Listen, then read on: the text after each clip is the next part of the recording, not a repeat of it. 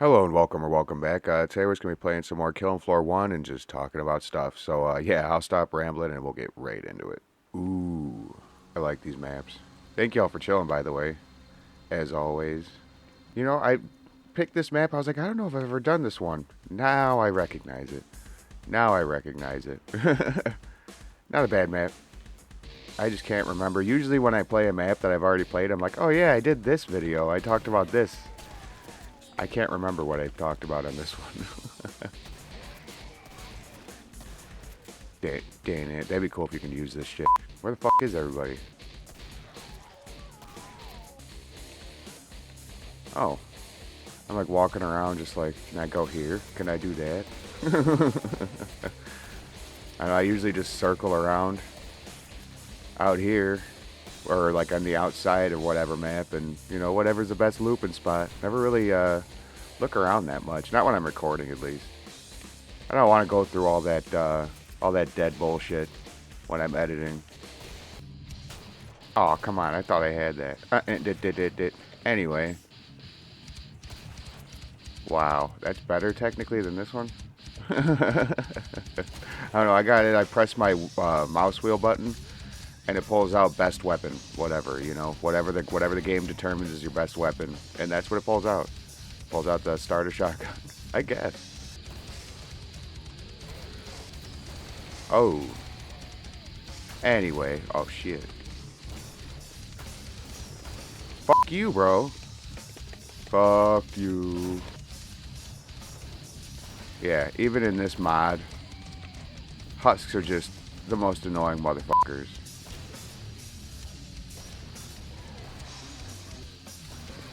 Oh, let me just deal with this and then we'll talk about the movie I watched.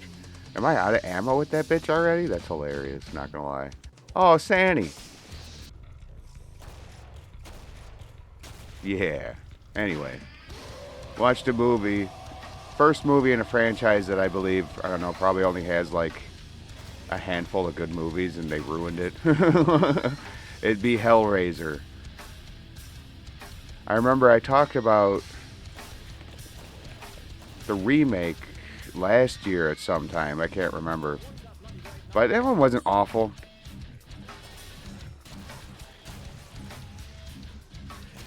That one wasn't awful. I think it could have been a lot better.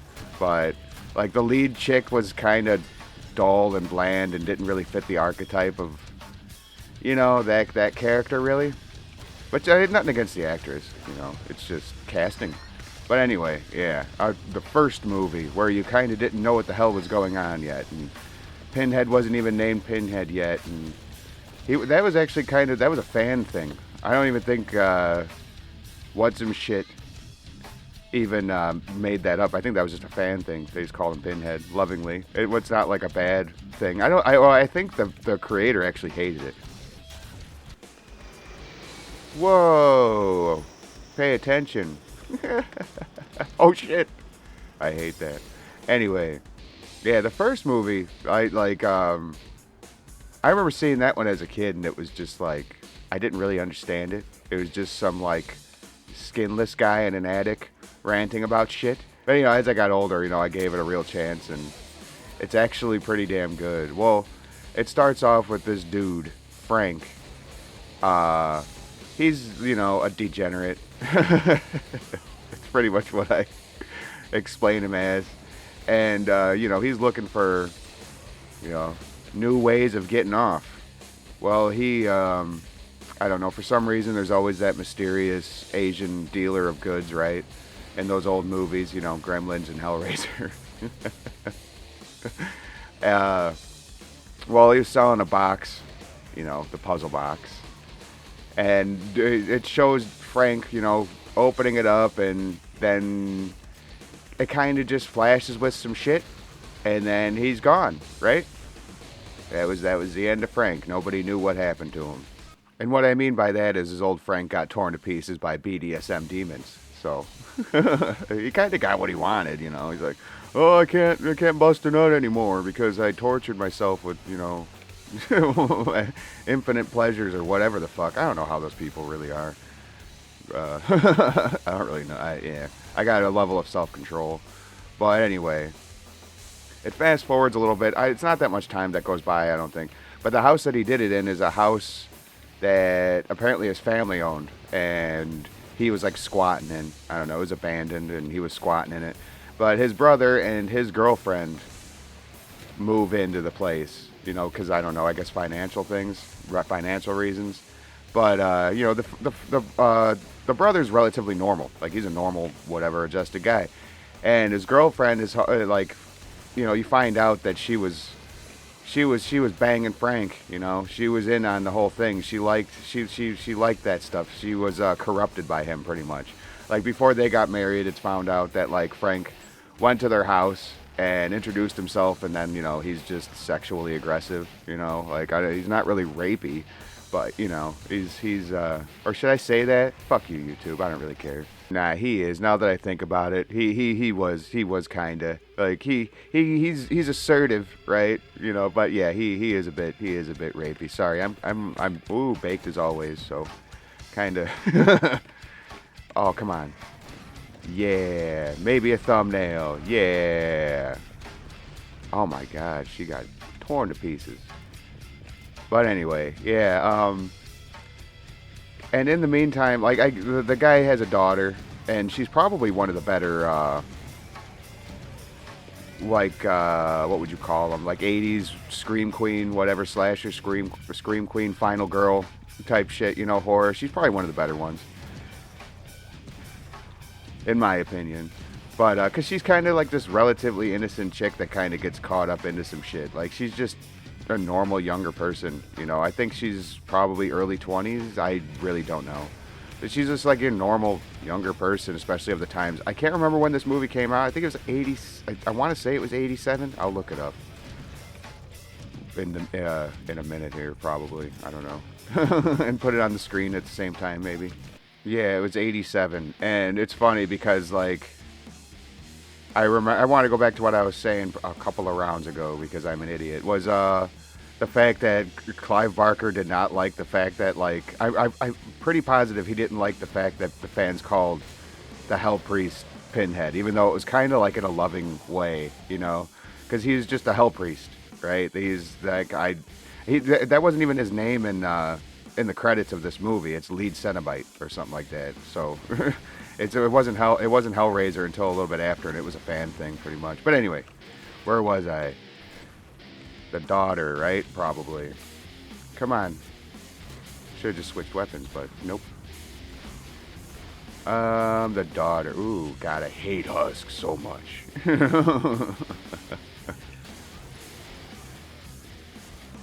All right, it's gonna be time.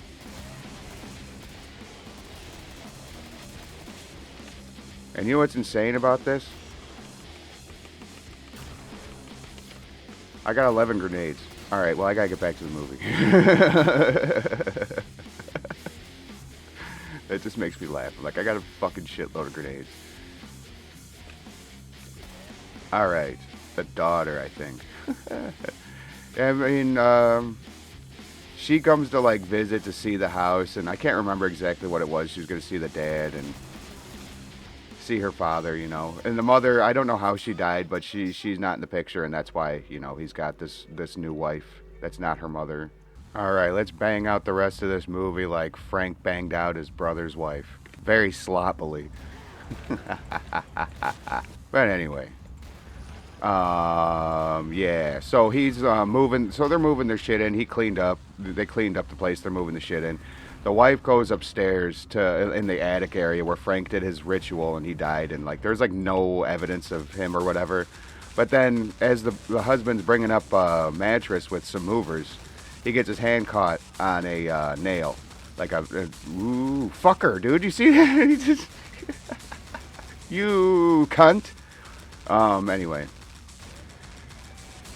Yeah, so he goes upstairs, right, and then he's cut himself pretty bad, and he goes up to her, and he's dripping blood everywhere, and then, well, the blood starts getting soaked up into the ground, into the wood, right, and, well, Frank starts growing in the floorboards. What it is, like, I'm pretty sure something has to do with, oh my fucking God! What the hell was that? Something to do with like if the Cenobites take you and like the blood, like new blood drops where that area is, it can pull them out of hell or something like that. I can't remember. It's explained in another movie, and I'll probably talk about the other ones too. But so Frank starts growing. They start growing a Frank in the house, pretty much, and it's pretty cool. I would suggest watching these movies because they're done really well. The effects are really well and hold up still. So they're good movie, or at least like the first couple are pretty good. Then you can kind of use your judgment on the other ones. There is one because there's like a handful of them without the original guy that plays Hellraiser. There's one that I remember being okay, and it was like Judgment or something like that. Other than that, the rest of them were shit.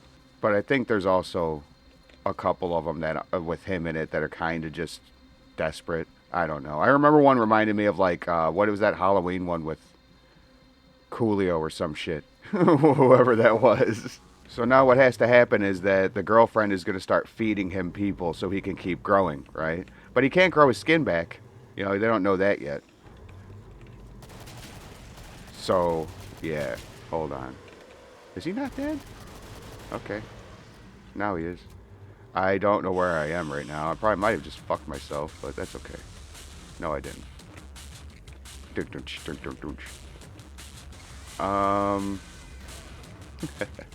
Yeah, the daughter's not staying there. She's got like a boyfriend or somebody that she met at like a dinner or something like that, and like in the remake, the main chick character's kind of, I don't know, like I think she's kind of like she's like a druggie, whatever. I don't know if she's really a druggie, but she's not like clean. Like this girl's more clean. I don't know why I have to say that, but I mean, like, I think that kind of makes a difference. Oh, that guy. This guy's not having a good day.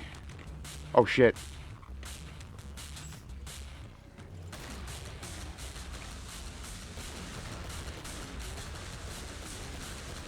Oh, shit. Anyway. Yeah, so Frank's up there growing, and she's bringing... when she's like apprehensive at first, she doesn't really, and after a minute, she's luring guys in with, sex or whatever. Even though she's not even really like, I don't know, the chick is, they casted her well because she's very unassuming. Like she doesn't seem like she'd be that kind of person, But the actor does a good job. She does a pretty good job with it. Oh my god, damn.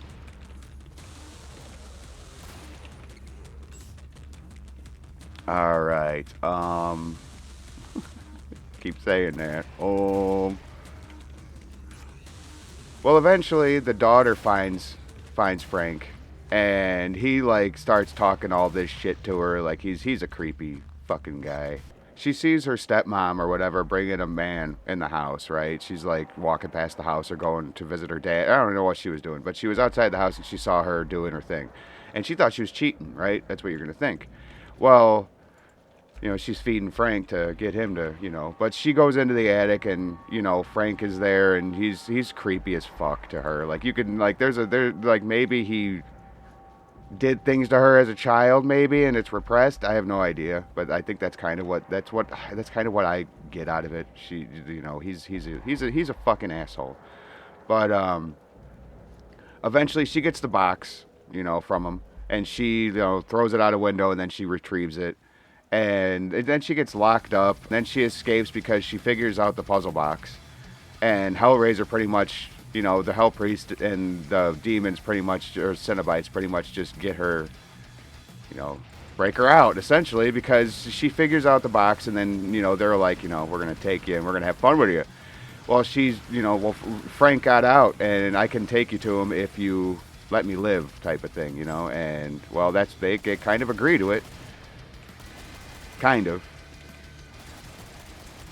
So eventually, she gets back to the house, and how Frank can't grow his skin back. Well, he's gonna need skin, so he takes his brother's skin, as you do, So he kills her dad, off screen, and takes his skin, and eventually, she goes up into the attic and she sees the skeleton and she thinks that it's Frank, and then Hellraiser comes, the Cenobites come, and and they say, I want the person that did this, and he points down to the skinless corpse. Because he knows what it is and she doesn't. But he doesn't tell her, you know, like he's not saying it. Boom. I love how they have blood. Anyway. Then there's like a, you know, a thing, like, you know, she eventually figures it out that it's not her dad and all this shit. And, you know, the wife's acting all crazy and shit. And she goes to, you know, they go to kill her, like stab her. And or she moves out of the way and then Frank stabs his wife and she dies. And I don't know. There's a whole thing where you see her like skinned on the bed. That comes into play like in the second movie. So she was technically killed by the Cenobites, I think, because you know, the second movie it happens, and I don't know. I don't want to talk about it right now. We'll talk about it eventually. But yeah.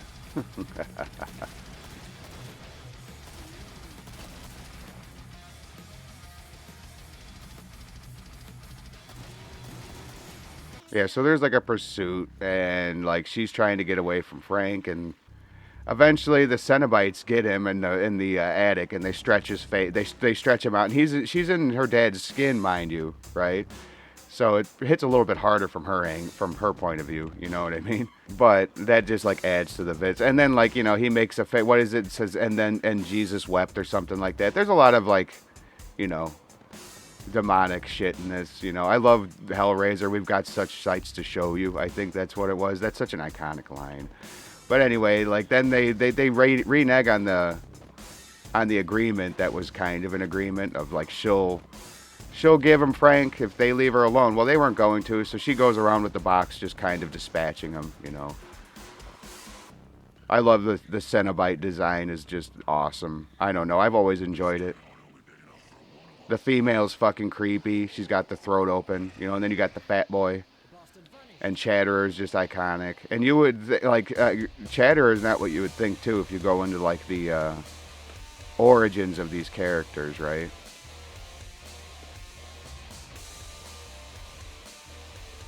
But we'll maybe get into that. I know I don't ever do these movies a justice. I would definitely suggest watching them. They're free. You know, just search them up. I think that's on like Tubi. I usually watch Tubi because they don't censor shit usually. It's free, and their ads aren't really that bad, and they don't censor nothing, which is a huge problem with a lot of the free shit. Like they'll censor a lot of crap, and I hate that so much. I can't remember. I think it was I think it was Sling's free thing. I don't know, because I searched Hatchet 2, I think it was, and they have the unrated version of that movie, but they censor it. Like how fucking retarded is that they have an unrated version of a movie but they decide to censor it?